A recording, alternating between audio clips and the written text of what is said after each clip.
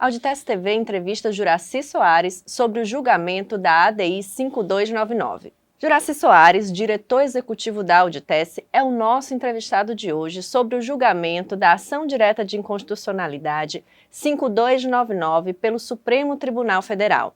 A Auditese TV recebe o auditor fiscal da Receita Estadual do Ceará, Juracy Soares, diretor executivo da Auditese, diretor de estudos tributários da FEBRAFIT e coordenador-geral do FOCAT. Juracy Soares é doutor em Direito, mestre em Controladoria, especialista em Auditoria, bacharel em Direito e Contábeis. Juracy também é professor universitário, escritor, membro do Conselho Editorial da revista científica Semana Acadêmica.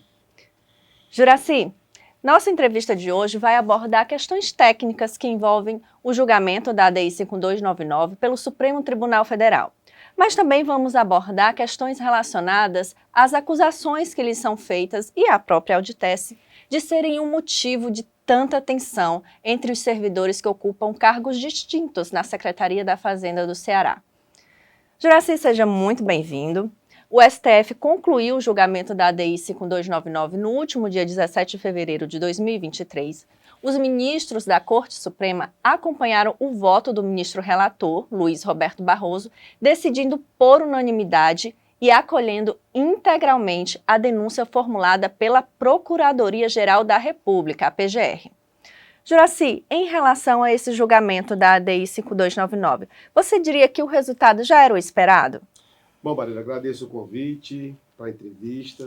Bom, apesar de muito relutar a falar sobre o tema, decidi que é uma atitude necessária para que possamos dar alguns esclarecimentos e contar a nossa versão, tendo em vista que há muita desinformação sobre o assunto, há muita gente se aproveitando da situação para jogar para a plateia, né, enquanto fabrica fake news, para transferir a culpa para o outro. E isso ocorre há muitos anos, né? Respondendo objetivamente a sua pergunta, Maria, se o resultado do julgamento já era esperado, eu diria que sim. Sim, por quê? Porque os dispositivos da lei atacada pela PGR são basicamente os mesmos que já haviam sido declarados inconstitucionais pelo STF quando do julgamento da ADI 3857.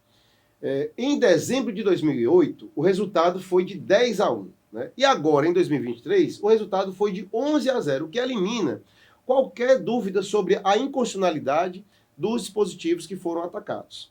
No voto, o eminente ministro relator até fez, inclusive, referência ao fato de que houve uma repetição em 2023 do que já havia sido julgado em 2008. Juracy, você podia dar alguns exemplos do que foi julgado inconstitucional pelo Supremo? Perfeito. É inconstitucional, por exemplo, o artigo da Lei do Estado que reuniu, numa mesma carreira, cargos com atribuições e requisitos de ingresso distintos. A Constituição Federal determina que cargos que possuem requisitos de ingresso distintos não podem compor a mesma carreira.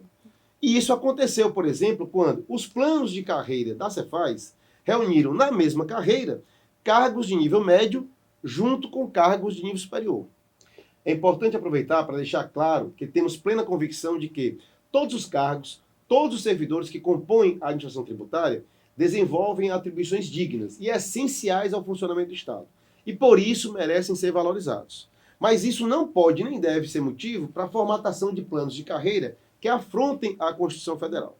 Outra desinformação que é importante registrar: alguns servidores semeiam o caos, afirmando que apenas os servidores que lançam crédito estariam contemplados no eventual suposta Lei Orgânica Nacional da Administração Tributária. Mas isso está desmistificado, uma vez que nas propostas de emenda constitucional que tratam da reforma tributária, que estão tramitando no Congresso Nacional, essas propostas contemplam todos os servidores de todos os cargos e carreiras da administração tributária. Isso consta nas PECs 45 e 110, dentre outras que tramitam também no Congresso Nacional nesse momento. Tá. Juracy, e que outro dispositivo pode ser citado aqui como situação apontada pela PGR e acatada pelo STF como vício de inconstitucionalidade? O STF julgou inconstitucional também o artigo da lei cearense que possibilita que todos os servidores do Grupo TAF promovam o lançamento de crédito tributário, ainda que somente em casos excepcionais, né? O STF apontou que esse tipo de dispositivo viola frontalmente o artigo 37, incisos 2 e 22 da Constituição Federal. Juraci, você pode dar um exemplo prático de como esse tipo de permissão ocorria na Cefaz do Ceará? Perfeito. Esse tipo de burla à Constituição Federal ocorreu, por exemplo, após o Estado realizar o concurso 2007 para a Cefaz Ceará. No edital do concurso 2007, a Cefaz abriu vagas para 4 cargos distintos, a saber, para o cargo de FRE, Auditor Fiscal da Receita Estadual, esse com competência plena para lançamento tributário, e para 3 novos cargos de atuação específica e exclusiva na área meio, a saber, analista jurídico, analista contábil financeiro e analista TI. A intenção do então secretário de Fazenda, à época, era criar, no quadro de servidores da Cefaz, um grupo de servidores com atribuições específicas e exclusivas para suprir a carência de pessoal na área meio. Ou seja, ele quis criar 3 cargos específicos para atuar na área meio com atividades especializadas. Isso estava evidenciado até na denominação desses cargos, né? Então, na legislação que criou os cargos e até no edital do concurso, esses cargos não possuíam absolutamente atribuição para lançar tributos. E isso é óbvio, são cargos criados exclusivamente para suprir a necessidade de pessoal especializado em gestão, para atuar somente na área meio. Então, o concurso aconteceu, os candidatos que tinham os atributos específicos no edital se inscreveram, e os aprovados foram convocados, nomeados e empossados. E o que aconteceu? O que aconteceu após esse concurso? O Estado elabora uma lei alterando a denominação desses 3 cargos para incluir as palavras auditor fiscal e conferir a atribuição também a esses 3 cargos para lançarem crédito tributário, mesmo que de forma extraordinária. Isso caracteriza uma burla ao Instituto do Concurso Público por provimento derivado de cargo. Esse, Marília, foi um dos positivos apontados pelo Procurador-Geral da República. À época, salvo engano, era o Rodrigo Janot. Então, o PGR observou as inconstitucionalidades, formalizou a ação direta de inconstitucionalidade, que foi, então, numerada no STF como ADI 5299. Juraci, nós vamos entrar agora numa segunda parte da nossa entrevista, né? Na Secretaria da Fazenda, desde há muitos anos, ouve-se por uma parte dos servidores acusações que lhes são feitas e a própria Auditesse de serem um motivo de tanta tensão entre os servidores que ocupam cargos distintos na Secretaria da Fazenda. Bom, Marília, infelizmente isso ocorre, mas é importante deixar registrado aqui o nosso posicionamento. E o fazemos de forma bastante serena. Em primeiro lugar, é importantíssimo salientar que as inconstitucionalidades nas leis que foram derrubadas pelo STF não foram inseridas pela Auditesse. Essa é a primeira e principal informação que deve servir de marco para esse tipo de debate. Não foi a Auditesse, por exemplo, Marília, que tomou a decisão de unir na mesma carreira servidores de nível médio com servidores de nível superior. Nós somos contrários a isso.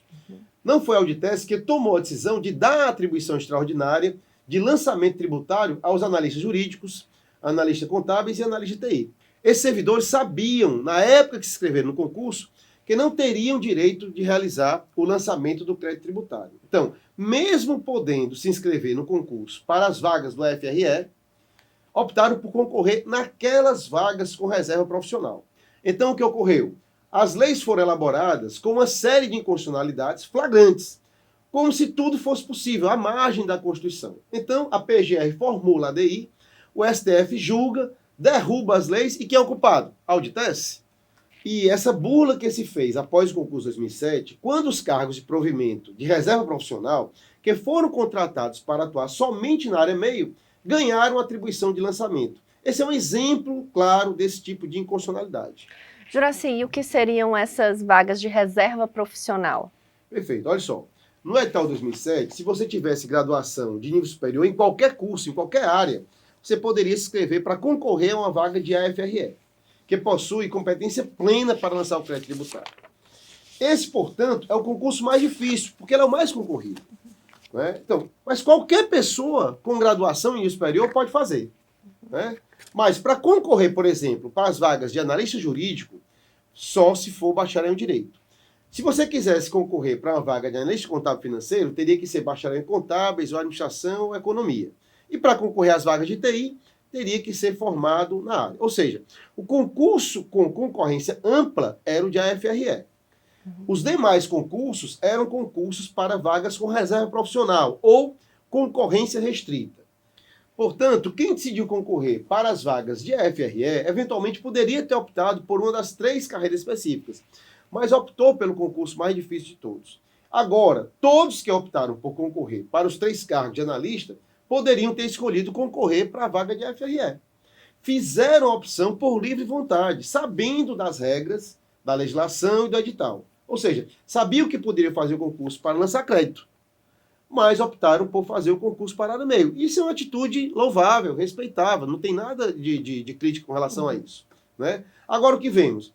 Muitos desses servidores, né, que fizeram o concurso para a área restrita, né, agora culpando a Auditesse pelo julgamento da ADI. Né? Isso é completamente absurdo. Completamente absurdo.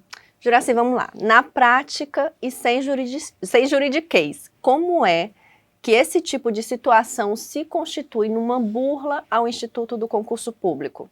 Perfeito. Vamos lá, em português, né? Podemos explicar que muitos daqueles, então, candidatos que optaram por fazer o concurso mais difícil, o de AFRE, fizeram por convicção, mesmo que eventualmente fossem graduados em um dos cursos que permitiriam concorrer às vagas de reserva profissional. Então, ao optarem pelo concurso mais difícil, de concorrência ampla, obviamente tiveram que obter mais scores na concorrência ampla do que seriam obrigados a atingir na concorrência restrita. Aí o que é que ocorre? Alguns daqueles que ficaram reprovados na concorrência ampla, para a FRE, fizeram pontos suficientes para, caso tivesse se inscrito na concorrência restrita, saírem aprovados. Mas como optaram pelo concurso mais difícil, ficaram de fora. E depois assistem de fora aqueles aprovados no concurso menos difícil, né, que eu não posso dizer que é mais fácil, né, migrarem de forma irregular para o cargo para o qual fizeram o concurso. Né, para o cargo que aqueles que ficaram aprovados, que poderiam ter passado da concorrência restrita, fizeram o concurso. Né? Então, esse é um exemplo, né, em bom português, de situação que se constitui numa burla ao Instituto do Concurso Público. Tá. Juraci, mas em 2022 o Estado fez um novo concurso público e novamente incluiu vagas para os 3 cargos de analistas, que foram renomeados auditor fiscal jurídico, auditor fiscal contábil e auditor fiscal de TI. E agora, com o julgamento, como fica a situação desses servidores recém-nomeados? Perfeito. Eu considerei um erro a realização do concurso em 2007 para esses 3 cargos, né? Sempre achei que os concursos que viriam após o nosso, 93, deveriam ser para a FRE. Né? Então, eu acredito que todos os que se inscreveram nesse último concurso de 2022 se inscreveram sem saber a real situação da ADI. Contudo, salvo melhor juízo, Marília, para esses servidores, desses 3 cargos, eu não vislumbro qualquer problema, uma vez que o STF declarou inconstitucional um dispositivo que, na prática, jamais foi exercido. Né? Esse lançamento tributário em situações excepcionais, na verdade, eu estou na Fazenda há quase 30 anos, né? E eu ainda não conheço um caso, né, que esse tipo de dispositivo tenha sido usado para lastrear um único lançamento tributário durante esse período. Juraci, o que a gente ouve, o que os servidores chamam de rádio corredor, é que a Auditesse é a grande vilã, né, dessa desunião da classe fazendária. Perfeito. Infelizmente, Marília, há muita desinformação com relação também a isso.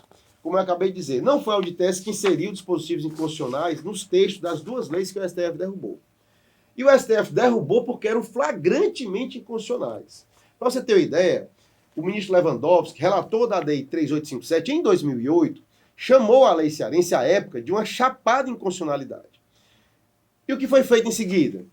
O Estado faz uma nova lei, simplesmente repetindo as inconstitucionalidades da lei que o STF derrubou em 2008. E o culpado disso tudo quem é? É a Auditesse. Né? É importante salientar mais o seguinte: acreditar que o grande vilão é a Auditesse é desconsiderar o trabalho que uma série de órgãos, servidores inclusive, contribuíram para a elaboração dessas leis. Vamos ver. A Cefaz Ceará conta com uma competentíssima assessoria jurídica, a AJU. Né? Mesmo sabendo que os servidores que estão lá atualmente não eram aqueles que funcionavam quando da elaboração das leis, né, flagrantemente inconstitucionais, aqueles servidores que ali trabalhavam à época eram todos também e igualmente extremamente capacitados. Né? Esses servidores são especializados, eles estudam direito constitucional, estudam direito administrativo, ou seja, todos sabem distinguir muito bem uma lei, um artigo, um inciso inconstitucional. né? Mas é claro que sabem. É claro que sabem. E mesmo assim a lei passou pela AJU. Outro órgão que opera obrigatoriamente esse tipo de análise de normas é a PGE. O Estado do Ceará conta com um time de procuradores de Estado ultra competentes, preparados e estudiosos. Será que na PGE não é possível que os procuradores identificassem ali inconstitucionalidades em uma lei que seria encaminhada à Assembleia Legislativa? Mas é claro que sim. Claro que sim. Por falar em Assembleia Legislativa, lá na Assembleia Legislativa, a Alesse, né, tem uma Comissão de Constituição e Justiça, CCJ, com técnicos e parlamentares preparadíssimos. Será que a CCJ da Assembleia não tem competência para identificar inconstitucionalidades em uma lei que será votada na Casa? Claro que sim. Então vamos lá. Essas leis foram elaboradas com artigos flagrantemente inconstitucionais, não pela Auditesse. A Auditesse não compactou com essas inconstitucionalidades. Aí a lei passa pela AJU, da Cefaz, a lei passa pela PGE, a lei passa pela CCJ da Assembleia, todos viram aquela lei, aquelas leis, e mesmo assim a lei foi publicada.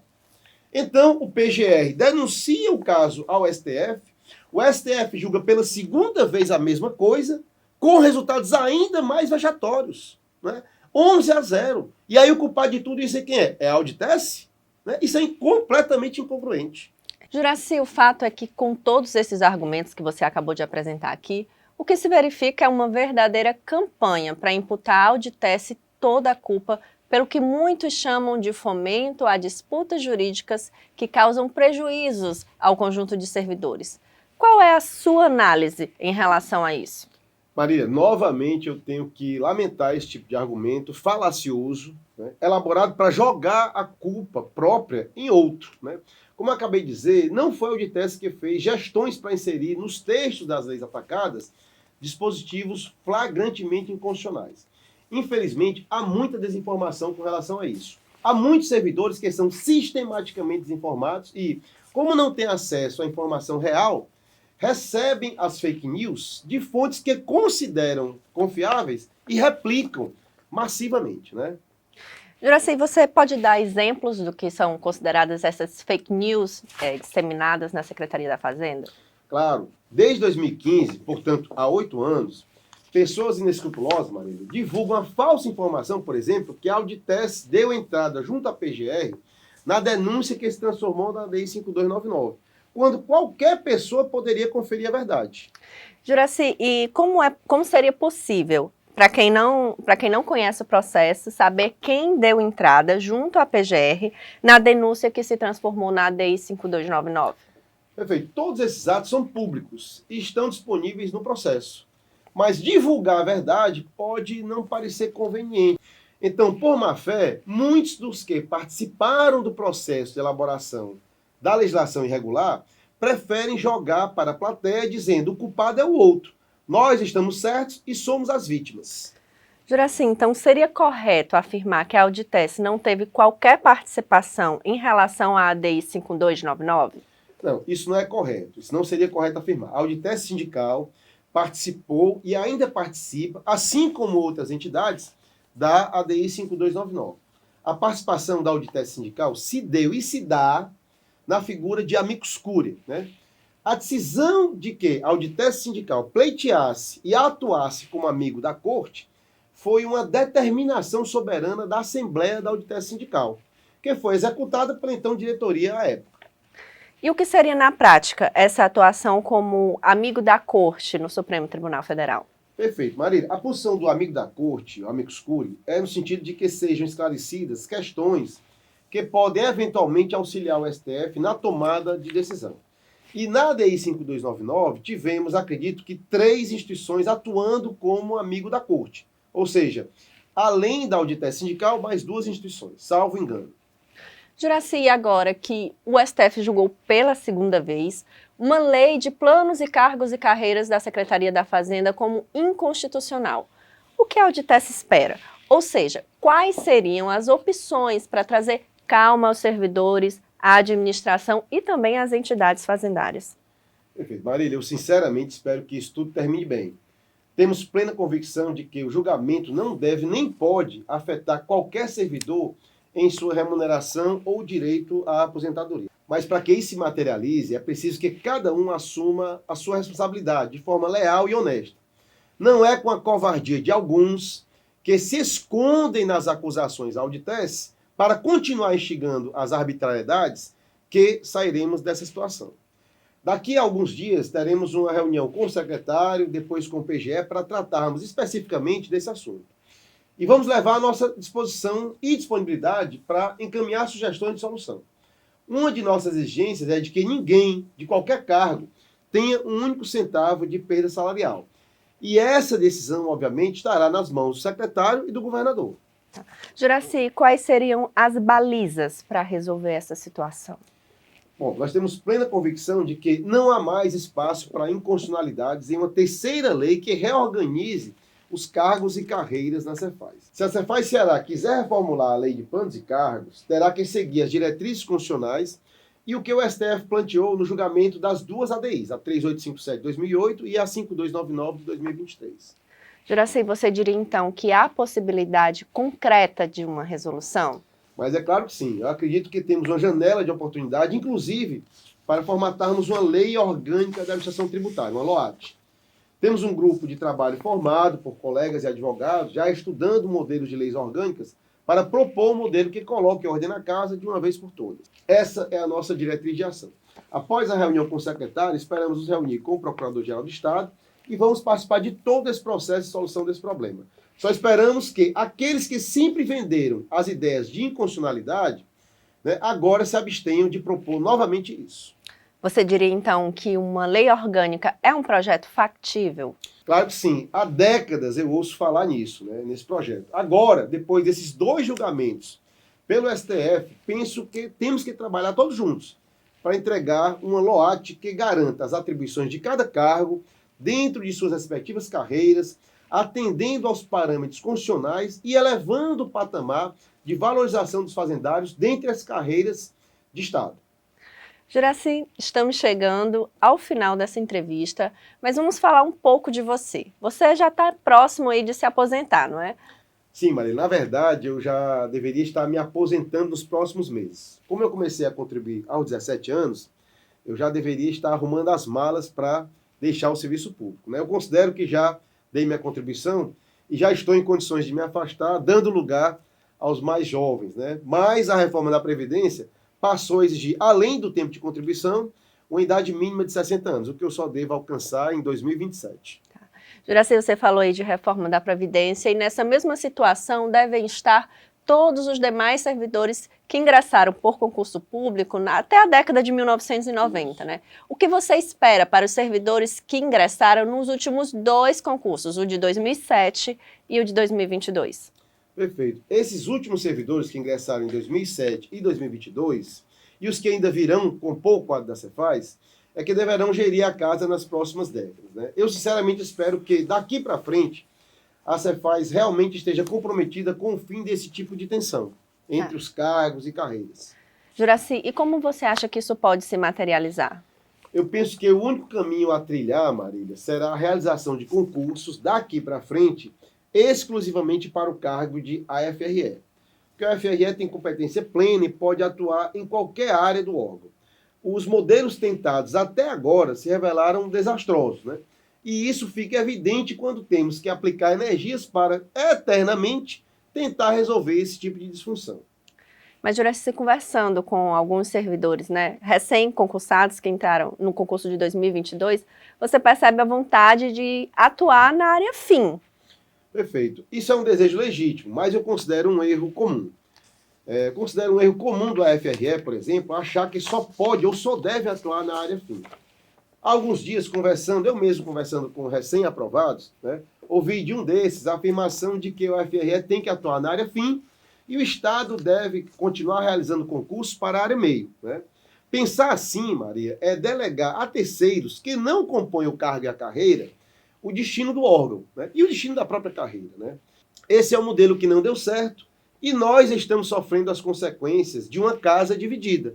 Juraci, você propõe então que a Cefaz, a partir de agora, só faça concurso para o cargo de AFRE? Perfeito. A gente ouve falar muito disso nos bastidores, muita gente, de todos os cargos, fala isso, mas não tem coragem de trazer isso a público, de falar abertamente. Mas sim, Marília, nas décadas de 80 e 90, fazia muito sentido realizar concursos para servidores de nível médio e até para nível superior com atribuições distintas, né?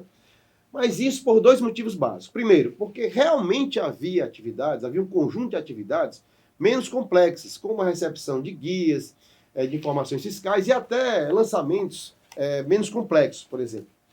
Segundo, porque havia a ideia de departamentalização, e essa departamentalização era algo rígido, dificilmente mutável, né? E isso acabou evaporando com a evolução e complexidade das atividades, né? Então, hoje, não faz mais sentido você ter, num órgão como a Secretaria da Fazenda, né, o nível de complexidade que a gente vive, servidores de nível médio, atuando com restrição de competência, né? O ideal é que o Estado migre para um patamar onde as atividades que estão ali mais complexas sejam todas executadas por servidores de nível superior. Tá. Juraci, e você pode dar um exemplo que ilustre essas duas situações que você acabou de falar? Perfeito. Olha, hoje o Estado acabou transferindo para o próprio contribuinte toda a tarefa do envio de informações, né? O que antes era entregue em papel, né, para ser digitalizado, para ser digitado ainda, né, e dado entrada nos computadores, né, as antigas guias de informação, hoje isso tudo é realizado de forma automática, automatizada, né, por meios eletrônicos, né? Outro exemplo de atividade que evaporou, os lançamentos por atraso de recolhimento, por exemplo, deixaram de ocorrer por um motivo muito simples. A lei passou a prever que a informação prestada pelo contribuinte, né, se constitui em dívida ativa, ou seja, se o contribuinte declara que deve e não paga, o Estado inclui na dívida ativa. E aí o que acontece? Quando você escreve muitas as atribuições, você detalha de forma muito minuciosa as atribuições, eventualmente a alteração ou a evolução daquela atividade acaba por dar a interpretação, né, de que aquela atividade sumiu e de que aquele servidor não tem mais aquela competência, né? Eu tenho a visão de que deve se escrever daqui para frente o mínimo possível nas atribuições do servidor de nível superior. Mas na Secretaria da Fazenda a gente tem servidores que ainda defendem, né, que pedem por concurso para cargos de nível médio. Perfeito, o que é contraditório, né? É contraditório em sua essência. Por quê? Porque as mesmas pessoas que eventualmente defendem a realização de concurso para nível médio, no minuto seguinte, falam sempre em cargo único, né? Falam que a Cefaz deve unificar os cargos. Isso é uma completa contradição e só contribui para quê? Para perenizar a cisânia que existe dentro da casa, né? Tá. Juraci, como a realização daqui para frente de concurso só para a FRE vai resolver esse problema? Veja só, Marília, a partir do momento em que a Cefaz passar a realizar exclusivamente concurso para a FRE, que é o cargo que possui competência plena para realizar todas as tarefas da casa, nós teremos a médio prazo a unificação de cargo e carreira, né? Teremos finalmente cargo único e carreira única. Tá. E quais seriam as atribuições que devem estar definidas lá no edital desse novo AFRE? Perfeito, Marília. Em direito, como eu falei, quanto mais você escreve, mais você tem que lidar com exceções, né? Quanto mais você detalha, mais você tem que lidar com exceções. O que a Cefaz Ceará deve fazer, deve explicitar como atribuições dos AFREs, é que esse cargo é o que esse cargo já realiza de fato e de direito, ou seja, desenvolver toda e qualquer atividade, toda e qualquer atribuição inerentes, necessárias e exclusivas à administração tributária, né? Pronto. No momento em que você tiver isso descrito na atribuição do cargo, você elimina linhas e mais linhas da norma e resolve todos os conflitos, inclusive aqueles que surgirão da evolução das atividades, né? Para evitar você estar fazendo lei e alterando a atribuição do cargo, né? Então, pelas aposentadorias dos antigos, né, e posses dos novos servidores, né, ingressando por concurso público para um único cargo, em uma única carreira, teremos finalmente uma casa coesa e unida, né, que aplique suas energias na gestão tributária, né? O Ceará precisa e conta com a expertise de todos os servidores da Cefaz, para que os recursos que são tomados da população sejam convertidos em desenvolvimento, saúde, educação e segurança. De nosso trabalho, Marília, dependem milhões de cearenses que almejam um futuro digno para si, para seus filhos e netos. Juraci, a gente está falando aqui também um pouquinho da sua história e você atua na representação classistas há alguns anos, né? Sim. Eu confesso, Marília, que eu jamais havia pensado, né? Jamais havia passado pela minha cabeça atuar nessa área, né? Eu fui meio que convencido, né, pelo colega e amigo Luiz Pontes a ajudar na sua gestão pela Auditec no início da década de 2000, né? A partir daí, tudo aconteceu meio que naturalmente, né? E eu acabei me identificando com a proposta de servir. Na verdade, eu me considero uma pessoa talhada para servir aqueles que confiam no projeto em comum, né? E isso acabou evoluindo naturalmente. Tá, e quais são os pontos positivos nessa trajetória que você identificaria para a gente?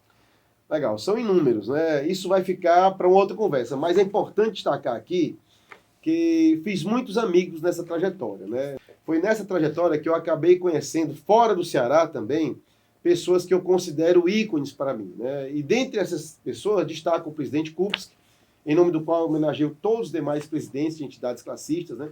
Aprendi muito e continuo aprendendo muito com todos esses, né? O presidente Rodrigo Espada, de São Paulo, que hoje atua como presidente da FEBRAFIT, né?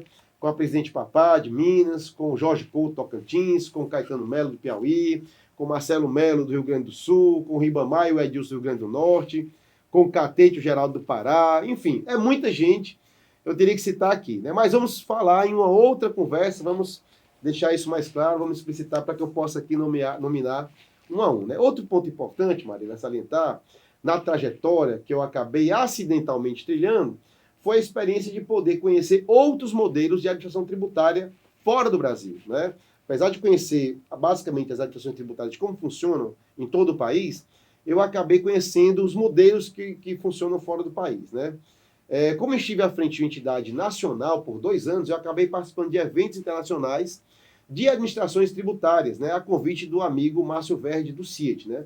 E, para minha surpresa, eu pude constatar como o Brasil está à frente de muitos países desenvolvidos nessa área. E aí preciso também fazer uma ressalva aqui, um registro, né, também da competência de muitos colegas, né, principalmente a turma da Bahia, né, o Eudaldo, o Alexandre Alcântara, né, enfim, muitos outros, inclusive o Eudaldo é um ícone do serviço público, porque o Eudaldo capitaneou o ENCAT, né, para desenvolver um grande projeto de informática, né, que é a nota fiscal eletrônica, né, e muitos outros que advieram, né, que vieram daí e que continuarão a surgir a partir daí. O Eudaldo hoje não faz mais parte da administração tributária, mas ele continua colaborando para uma gestão tributária, né, mesmo do outro lado do balcão, ele tem esse espírito republicano, né, um espírito de servir mesmo ao público, né. Juraci, a nossa entrevista chegou ao fim. Eu agradeço a sua presença. Eu que agradeço. Espero que a gente possa se encontrar de novo aqui na Auditese TV com outros assuntos, outros temas de interesse da categoria. Queria que você falasse suas considerações finais. Eu agradeço a oportunidade, né? Realmente eu não queria falar sobre isso, refleti muito, mas eu acho interessante a gente dar a nossa versão de cara aberta mesmo, né? De frente para as outras pessoas, né? Olhando nos olhos, né? Eu acho que a gente vai agora, a partir de agora, usar mais esse canal, né? Para comunicar não só com os nossos associados, mas comunicar com a casa e comunicar fora da casa também, né? Eu acho que a representação classista é a base para uma sociedade, né, evoluída, né? As pessoas, elas não conseguem ter acesso ao parlamento, por exemplo, aos órgãos públicos, se não for por meio de uma representação classista. Então, os jornalistas, os auditores, os médicos, os contadores, os advogados, todos se reúnem em entidades classistas. Então, a gente tem aí, por meio das associações, por meio dos sindicatos, a representação legítima, né, do trabalhador que pode dialogar com a administração pública, pode e deve dialogar com a sociedade e pode prestar conta daquilo que a entidade faz, daquilo que o seu servidor faz, né? E como o trabalho dele é percebido pela sociedade, né? Então, assim, ao longo desses últimos 22 anos, né, à frente de uma entidade de classe, né, à frente não, porque eu nunca tive direto à frente, né? Eu participei de entidade, participei como diretor, teve gestões que eu participei fora, né? Mas, eventualmente, eu tive um bom tempo à frente da Auditese, né? Me orgulho muito, não por mim, mas me orgulho de receber dos colegas a chancela da confiança, a chancela de que as pessoas acreditam em mim, acreditam que eu sou uma pessoa que olha no olho, que diz o que sente, embora muitos tenham raiva de mim por causa também disso, né? Mas você pode dizer qualquer coisa de mim, mas você não pode dizer que ouviu eu dizer uma coisa na sua frente e outra coisa por trás. Então, eu me orgulho dessa confiança que as pessoas sentem no projeto da Auditese, me orgulho de toda a trajetória que a Auditese vem desenvolvendo aqui, e vem desenvolvendo, não é o Juraci. Nós temos aqui dezenas, centenas de associados, né, que atuam, mesmo que eventualmente fora da diretoria, mas atuam sempre que são chamados pela diretoria. Eu podia citar vários aqui, mas vou citar um, que é um amigo, é um estudioso, um cara muito inteligente e tal, que eu gosto muito dele, que, mesmo estando fora da diretoria, nunca fez questão de atuar mais próximo da diretoria, mas mesmo quando ele está fora, ele faz questão de colaborar. O caso do Leilson Oliveira Cunha, né? Nós entramos junto no concurso, somos da mesma turma, trabalhamos juntos, e ele formado em economia, depois eu vi que ele gostava muito do direito, eu disse, rapaz, faz direito, cara, faz direito porque tu gosta de estudar e tal. E ele se graduou em direito, a tese dele de doutorado, magnífica, né? Ele abordou muitos pontos interessantes ali, né? Tem vários outros, mas a gente vai falar por ocasião do dia da entidade classista, acho que dia 30 de abril a gente vai fazer uma reportagem mais Olha legal aí, sobre isso. spoiler! Já dando spoiler aqui. Mas, assim, são pessoas que eu considero mentores para mim, né? São vários aqui, eu citei alguns. Peço desculpas a todos os outros que ficaram de fora, mas dia 30 eu vou trazer aqui o nome aqui de cada um deles, assim, pessoas que eu aprendi a admirar e aprendo todo dia com eles, né? Aprendo demais com o presidente Espada e todos os outros, né? Para mim aqui é um prazer fazer parte desse time, é um prazer fazer parte da família também. As pessoas que colaboram com a Auditest, né, a equipe de Auditest, o time Auditest que leva a Auditest também, né, executa as atividades cotidianas, né, também é um prazer, um orgulho contar com aquele esforço, dedicação, sempre ali presentes. Para mim, realmente é uma coisa que não poderia existir sem a dedicação, trabalho, compromisso, zelo, honestidade dessas pessoas. E aqui eu deixo o meu abraço, o meu beijo, abraço carinhoso a todos os associados, né, e associadas, né, me desculpem eventualmente o jeito meio truculento, né? Mas as pessoas que são próximas de mim sabem que é o meu jeito mesmo, assim, o que eu posso eventualmente falhar com essa truculência, eu compenso com sinceridade e gostando de falar, olhando no olho e sem subterfúgio, sem falsidade. Juraci, obrigada. Como eu disse, agradeço. esperamos novamente. A Auditest TV recebeu o AFRE Juraci Soares, diretor executivo da Auditest, diretor de estudos tributários da Febrafit e coordenador-geral do FOCAT. Juraci é doutor em Direito, mestre em Controladoria, especialista em Auditoria, bacharel em Direito e em Ciências Contábeis. Juraci também é professor universitário, escritor e membro do Conselho Editorial da revista científica Semana Acadêmica. Nós ficamos por aqui. Até a próxima.